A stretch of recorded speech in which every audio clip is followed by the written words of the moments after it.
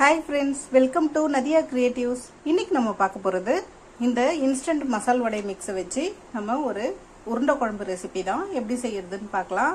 இதில் வந்து மசால் வடை நான் எப்படி சுடுறதுன்னு ஒரு நாள் நான் வீடியோவில் போடுறேன். ஆனால் இதில் உருண்டை குழம்பு எப்படி செய்யலாம் அப்படின்னு பார்க்கலாம். நான் ஏற்கனவே விநாயகர் சதுர்த்தி விலாகில் நான் அந்த வடை சுட்டுட்டு உங்களுக்கு வீடியோவில் போட்டிருந்தேன். இதை எப்படி சுடுறதுன்னு ஒரு வீடியோவில் நம்ம பார்க்கலாம் கண்டிப்பாக.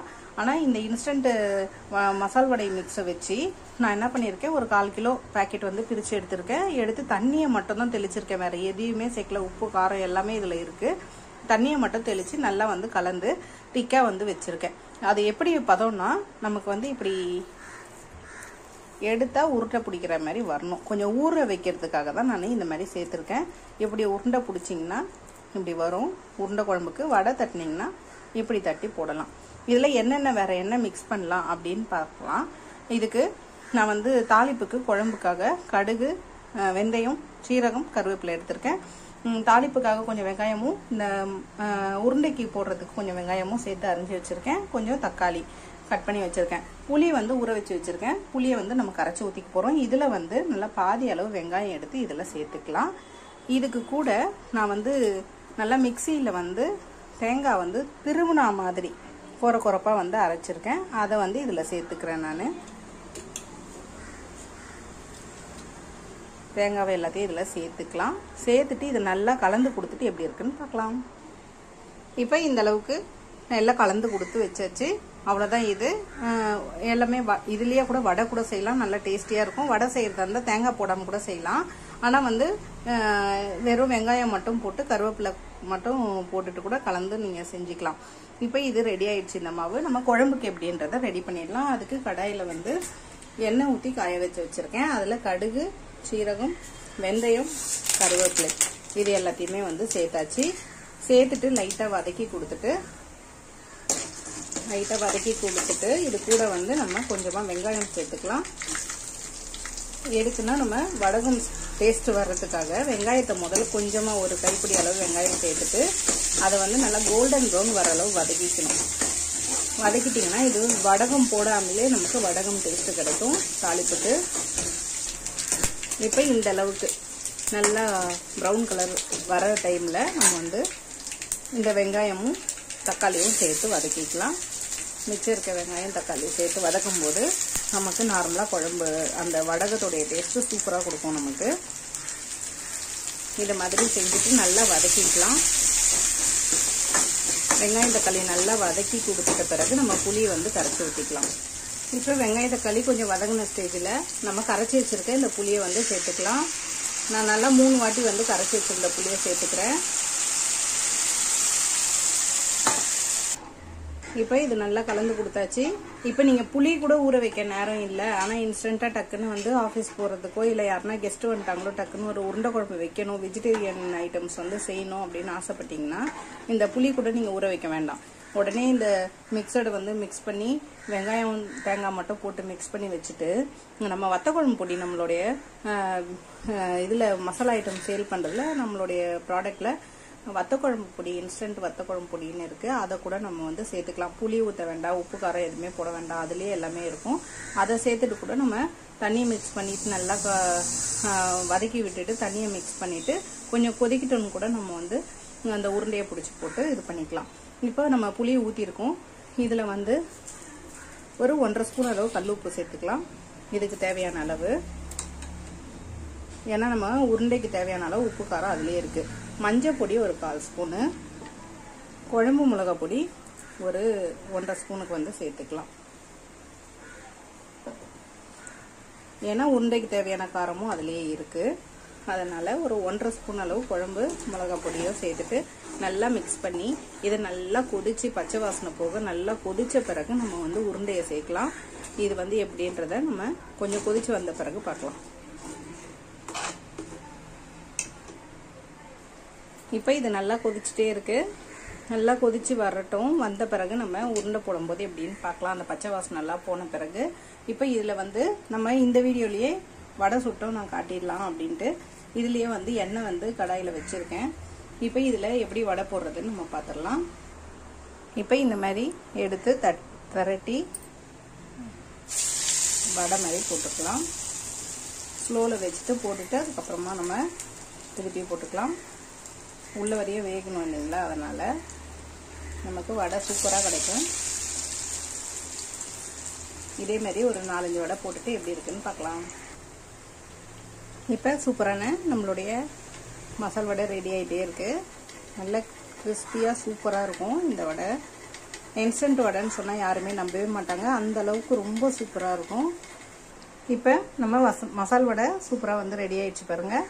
இப்போ இதுக்கு அடுத்து வந்து நம்ம இதில் பகடா கூட போடலாம், ரொம்ப டேஸ்ட்டாக இருக்கும். இப்படி சும்மா வந்து ரொம்ப அழுத்தாமல் இப்படி எடுத்து நம்ம போடலாம்.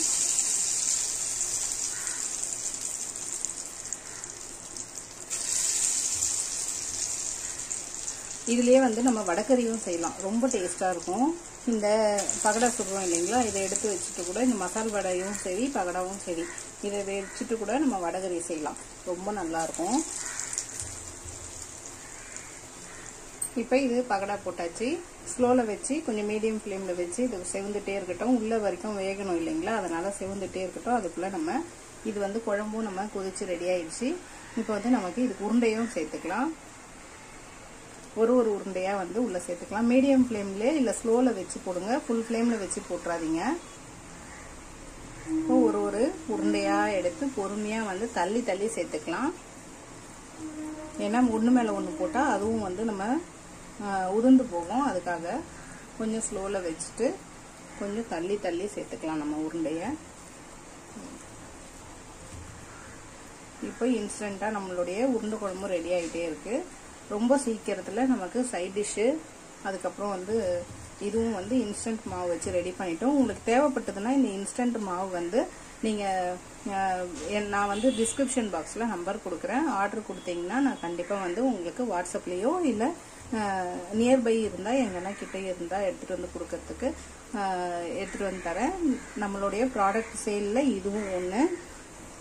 இப்போ இது நல்லா வெந்துட்டே இருக்கு. நல்லா வந்து ஒரு 10 நிமிஷத்துக்கு ஸ்லோவில் வச்சு வேக வச்சுக்கலாம், அப்போதான் உள்ள வரைக்கும் மாவு நல்லா வேகும். அதுக்காக இதுவும் வந்து பகடாவும் வந்து ரெடி ஆகிட்டு இருக்கு பாருங்க, நமக்கு சூப்பரா.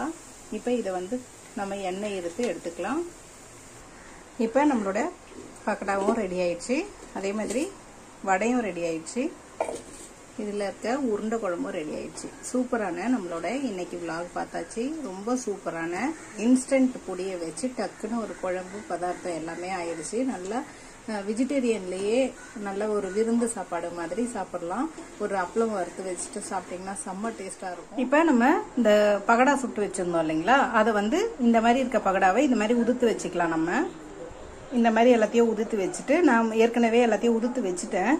ஒரு 10 பகடா கிட்ட இருந்தது, அதை எல்லாத்தையும் உதுத்து வச்சுட்டு இப்போ வடைகறி எப்படி செய்யலான்னு இந்த வீடியோலயே பார்த்துடலாம். நான் இன்னொரு நாள் போடுறேன்னு சொல்லியிருந்தேன், ஆனால் நான் இந்த வீடியோலயே கண்டினியூஸாக நான் வந்து இதை போட்டுடுறேன். நம்ம சப்பாத்தி, பூரி, இட்லி, தோசைக்கெலாம் இந்த வடைகறி ரொம்ப டேஸ்டியாக சூப்பராக இருக்கும். இப்போ அதுக்கு வந்து கொஞ்சம் வெங்காயமும் தக்காளியும் கட் பண்ணி வச்சுருக்கேன். ஒரு 3 பெரிய வெங்காயத்தில் 3 வெங்காயம். கடாயில் எண்ணெய் ஊற்றி வச்சுருக்கேன். நம்ம பகடா சுட்டோம் இல்லைங்களா, அந்த எண்ணெயிலே வந்து நம்ம இதை தாளிச்சிக்கலாம். ரொம்ப டேஸ்டியாக நல்லாயிருக்கும். இது வந்து ரொம்ப சிம்பிளான மெத்தடு.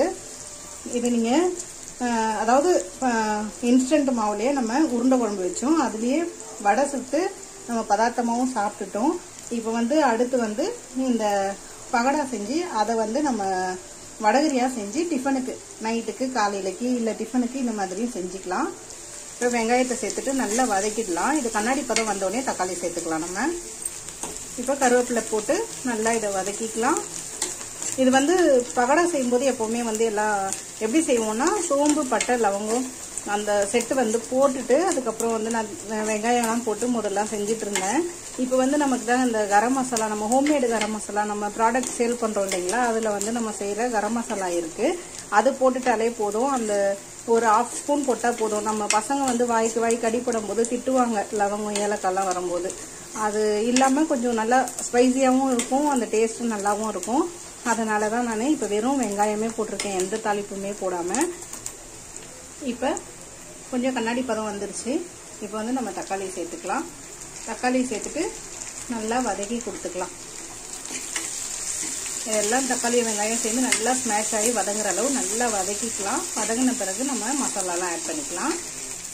இப்போ இது நல்லா வதங்கிட்டே இருக்கு. இந்த ஸ்டேஜில் வந்து ஒரு பாதி அளவு வதங்கின உடனே நம்ம உப்பு மஞ்சத்தூளும் சேர்த்து வதக்கும் போது சீக்கிரம் வதங்கிடும்.